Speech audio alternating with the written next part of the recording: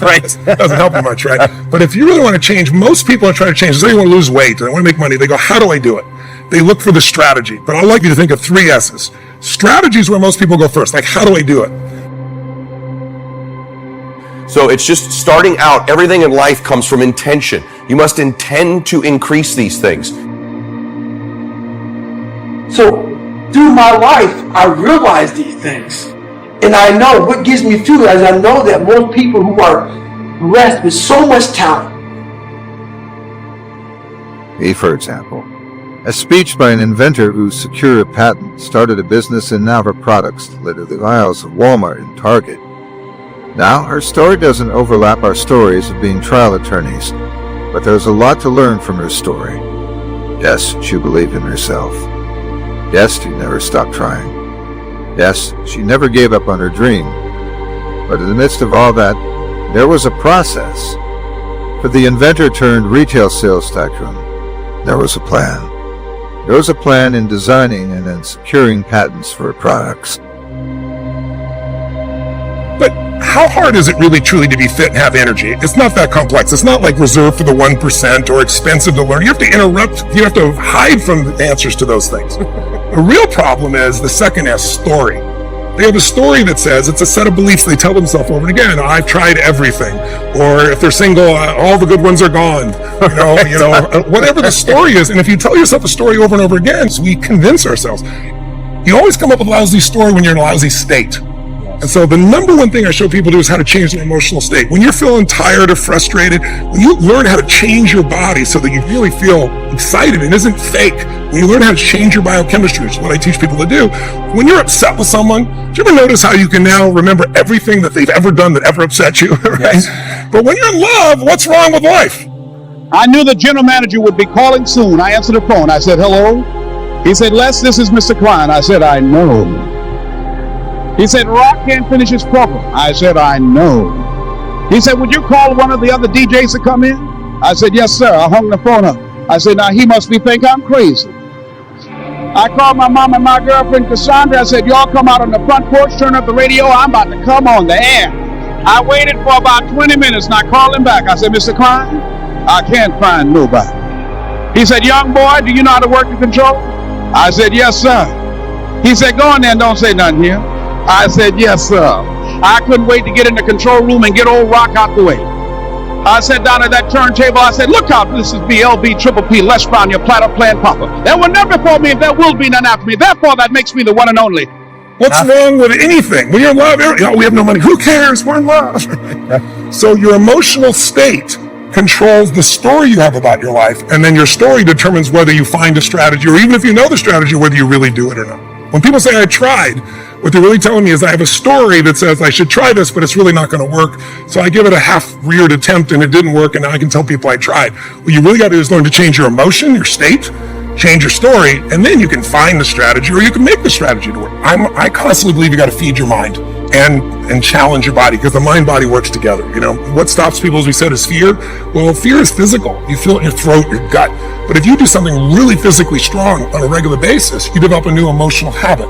And that emotional habit will get you to follow through and do things differently that people won't do. It's really not that complex. There are a few habits in your life that truly could change your whole life. I start every single day with this process called priming, training my brain to be in a peak state. Young and single and love to mingle, certified, bona fide, indubitably qualified to bring you satisfaction, a whole lot of action. Look out, baby, I'm your love man. I was hungry. We live in the greatest country in the world that gives us the opportunity to develop our greatness. Repeat out to me, please. Since greatness is possible, then being excellent is not enough. See, let me tell you what I mean by that. When you're operating at the level of excellence, you're doing that well the way you know you should have done it in the first place. But when you're pursuing your greatness, you don't know where that can go. You don't know where that can lead to. See, when Larry Bird walks on the court, or Michael Jordan, people don't pack stadiums to see them because they're excellent. They're going there to witness greatness, because any and everybody can't do that. See, you don't know what your limits are, so you want to act like you don't have any. I don't know what your goals are. I don't know what you want to do, but I want to leave this on you. There is a difference between motivational sayings and one's attitude. People who succeed believe in themselves. They believe in their ideas. They believe they can succeed. Do you need me to share with you famous quotes or inspirational songs or uplifting stories to get you to believe in yourself, to boost your confidence, to convince you to take the hill? You have to tackle any project as if you've already done it 1,000 times, and that you've already succeeded. But the circumstances simply have not caught up to the success yet. So I want you to become incredibly intentional at feeding your hunger level. Bringing the goal closer to you, repeating it over and over, makes you starving for it. And the more you can increase that state, the more you stay focused. Ironically, there's a connection between hunger and desperation and focus. They're related. So be intentional about them. The story I gave you about if, God forbid, a loved one or a child of yours was in an accident, can you imagine how focused you immediately become when something becomes that important to you, that desperate to you?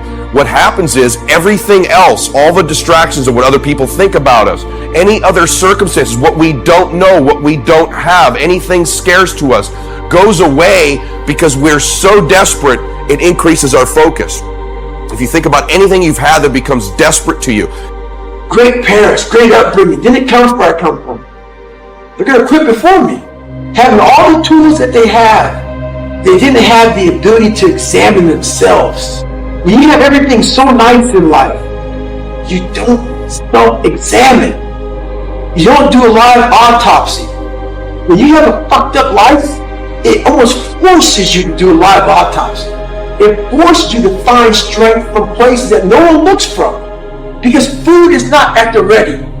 You know, I have a learning disability. It's not at the ready. There's preparation behind everything I fucking do. There's everything I do has to come with so much fucking preparation. It's this big one makes me sick. My own personal life. If there was a burglar in your home, for example, and you were desperate, think about the millions of things you're no longer thinking about and how focused you are in on that one thing. We've all had that time when we're laying in bed at night and we think we hear a noise, right? You become so focused, you hear every little creak in the ceiling, don't you? Every little movement of the floor. You hear your sheets move. Oh my gosh, there it is again. You become hyper aware and hyper focused when you increase desperation. So become intentional is step 2. Third, what is your plan? What is your strategy to increase your hunger level and to increase your focus level? So part of that plan might be, I need to be around people more immediately who can hold me accountable and repeat back to me what I've told them my outcomes are. I need to put myself in situations where I'm accountable, where I'm a part of a group where I have to report my results to them. Perhaps it's going public, if it's your body, and going public with, this is my intention the next 30 days. This is what I'm going to do. Putting additional pressure on yourself. Makes me sick. That's why I'm so disciplined now. Without my self-discipline, there is no David Goggins. Like, I can't stop reading. I won't be able to read tomorrow. I will lose it that fast. I cannot stop going to the gym. My mind is set up in a spot where, hey, the second I stop, it wants to stop. Because I had a quitting mind growing up. When you get beat the shit out of you all the time, your mind wants to go to that nice spot where you're comforted, where you're not trying, where shit is easy. That's where your mind, it doesn't want to think. You have all these things in the mind, and the mind can only absorb so much shit. So all the pain that has to go through, it wants to push it away and say, let's not do that. So every day I'm fighting where the mind wants to go. People who succeed share this. Attitude. You have to believe in yourself, in your idea, in your plan, and in the process. Most every motivational book talks about this. How does the saying go, it's not your aptitude, but your attitude that determines your altitude? How often have you heard someone say that? Include it in a book? Reference it in a seminar? How about some permutation of that? But you say, I don't have that attitude.